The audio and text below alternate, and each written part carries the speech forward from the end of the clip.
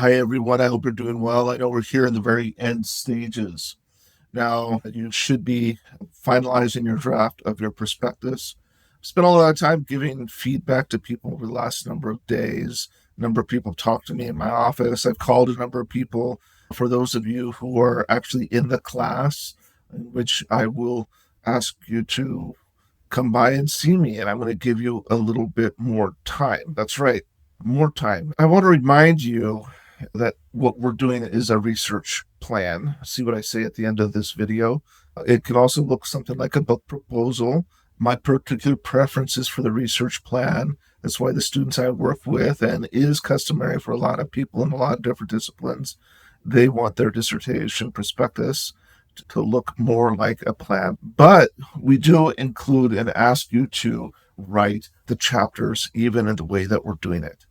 I've told you that part of my logic is that you will now be putting together a plan for systematic analysis of primary materials. I doubt that the dissertation you will write will look like the chapters that you imagine, because the real world has a habit of upsetting our expectations. So I've spent a lot of time over the last 4 days or 5 days going over different people's dissertation prospectuses, and I've got a lot of thoughts. Some people in many departments will treat the dissertation prospectus as something like a book proposal that describes what you will be writing in your dissertation. Now, that's unusual for us. That's not what I would recommend, because I think you are about to go out and do a whole bunch of research with primary sources. You're going to be engaging in the real world out there, and it will likely upset your expectations. You'll probably find things that you didn't expect to find. It's unlikely that what you find will look like what you expect. So I think a research plan is the proper way to go. Now, you've been talking to your committee, and you should conform with your dissertation advisor about what they expect for a prospectus when you eventually get there. Now, Bilge Aydin's research prospectus is a research plan, and I think it's well done. It's a good one. Over the course of the semester, I've said that for your research project, the one that you plan, you should have a theory, you should have method, evidence, and questions.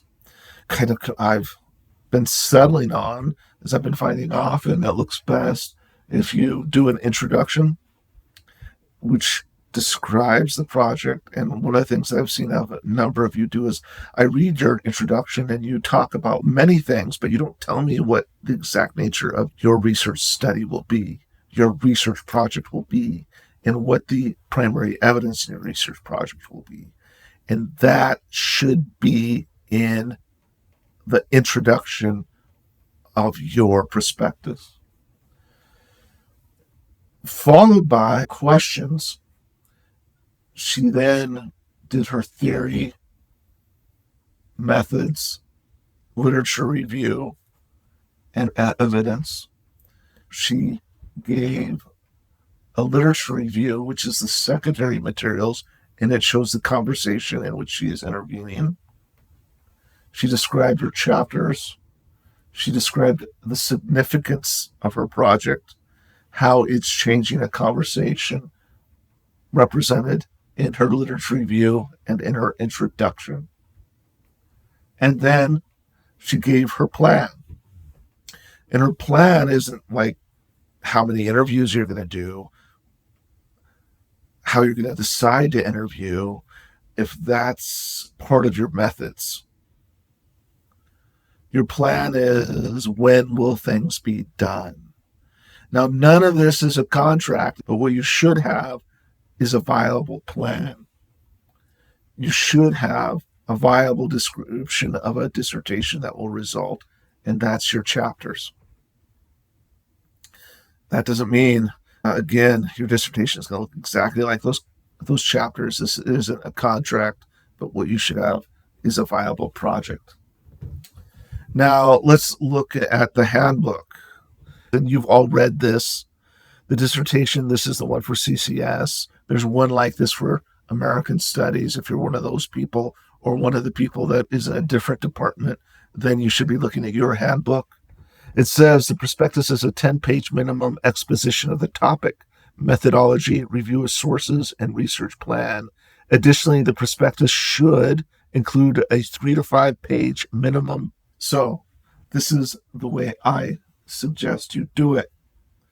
Now, it says it's 10 pages, and yours should be 10 pages. It can be a bit longer.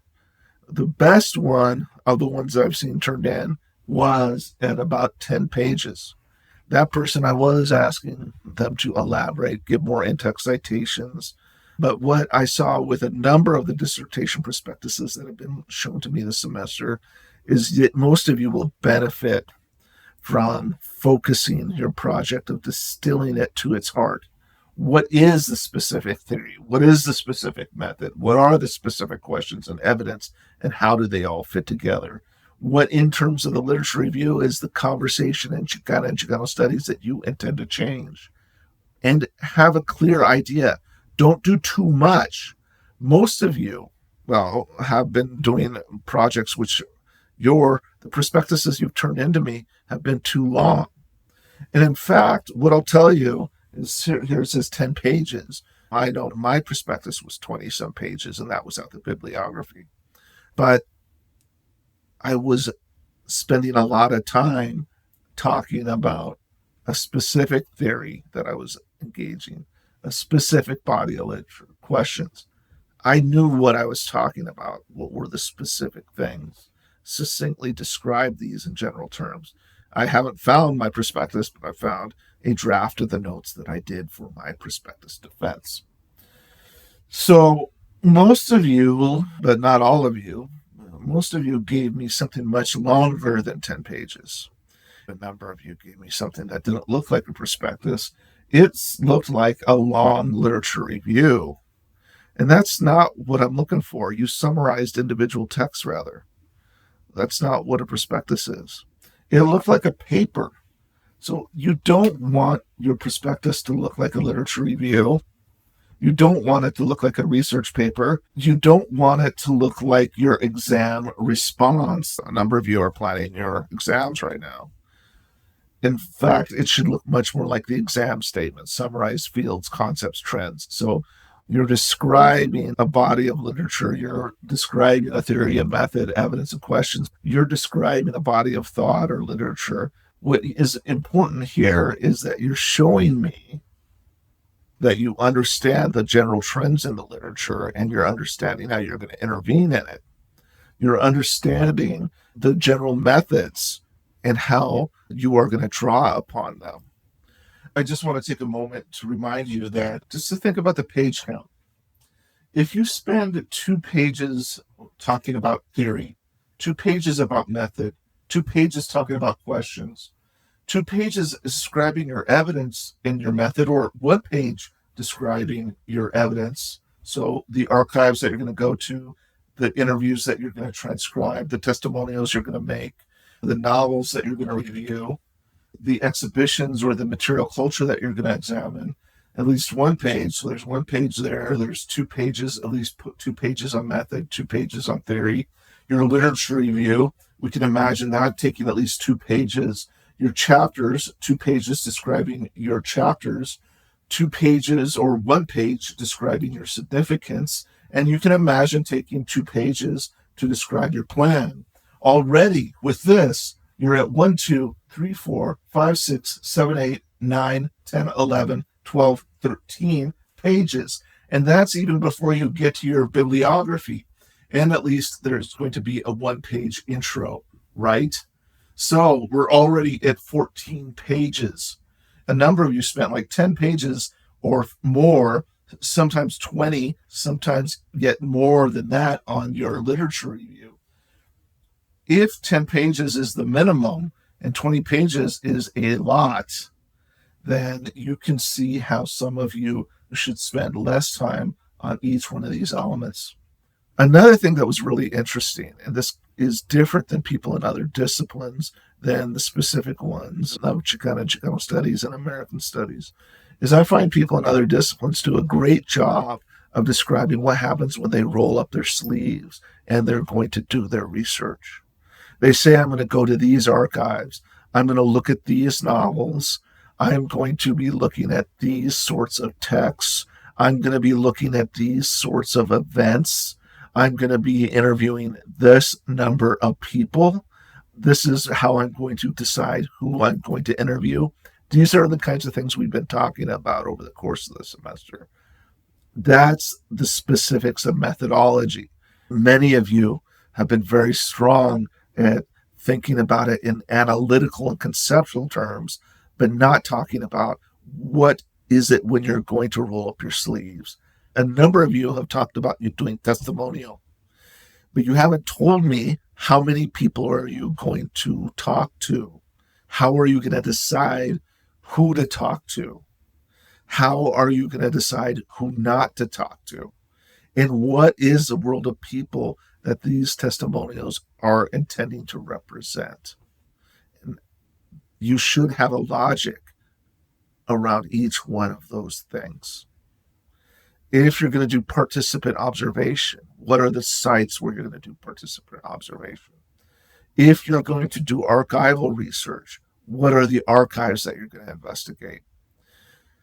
So tell me, when you roll up your sleeves, and this should be near the beginning of the methods section before you describe in depth how you're going to do unstructured interviews, for example, you should tell me that you're doing your study, your body of primary evidence is going to be your transcripts from your unstructured interviews, from your testimonials. You're going to interview so many people from such and such community, and they're going to represent a broader experience.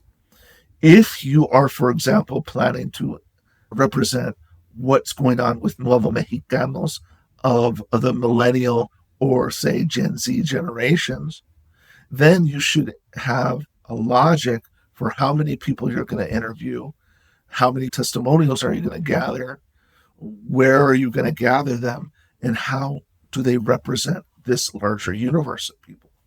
If you want to talk about Albuquerque, then you talk to people in Albuquerque. If you want to talk about the New Mexican experience, and you're specifically talking about the Nuevo Mexicano experience of people who descended from prior to 1848, then you still have to go and talk to people in many different locations. If you're thinking about the larger Nuevo Mexicano, New Mexican experience of Mexican Americans or Mexican descent peoples, how many New Mexicans who have been here for multiple generations, how many are you going to interview who are immigrants? How many are you going to interview that are second generation? You should also have a logic about how many men and women you're going to interview, how many non-binary people are you going to interview. Those are the things to think about. So that's all part of your method, and that should be contained in your methods section. Your evidence is the body of sources. So like if we look at Carrasco, he had all those transcripts from his oral interviews, his oral histories. He, in addition to that, had the actual text of the performances. What is your evidence? And that can be thought of in terms of your methods. At least one of you spent some time, a significant amount of time, thinking about how they're going to do the analysis.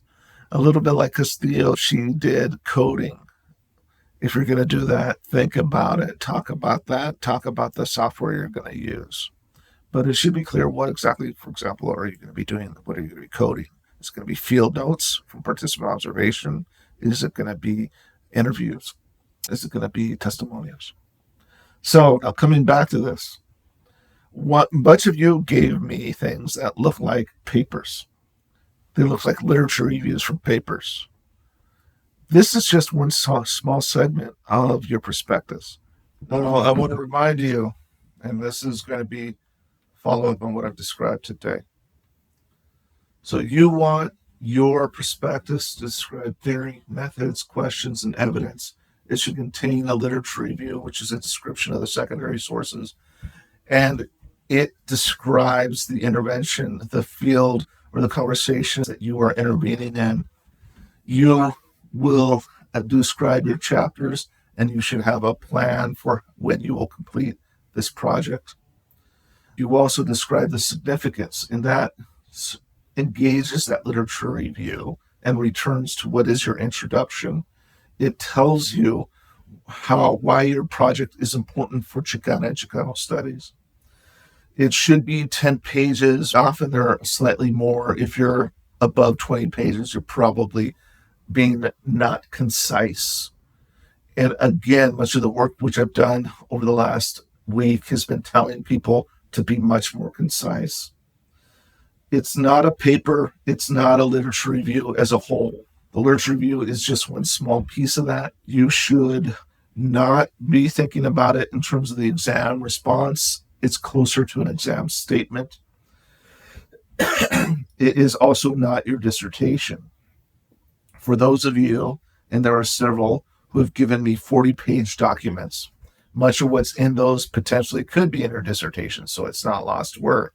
But what you've got to do for the prospectus is far more concise, especially because most of you gave me something not long, like 30 pages of it were literature review, and that's only one small part of this large plan.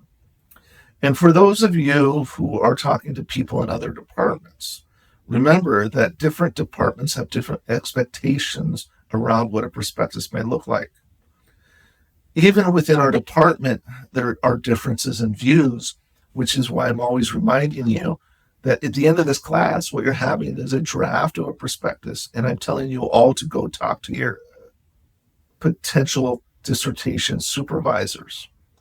Because then when the time comes around for your actual prospectus, you'll be working with them. But if I have helped you create a sound prospectus design, a sound research project design, I've done my job. If you are approaching your eventual prospectus project with the idea of a sound project, you will be so far ahead of someone who has not yet done that work.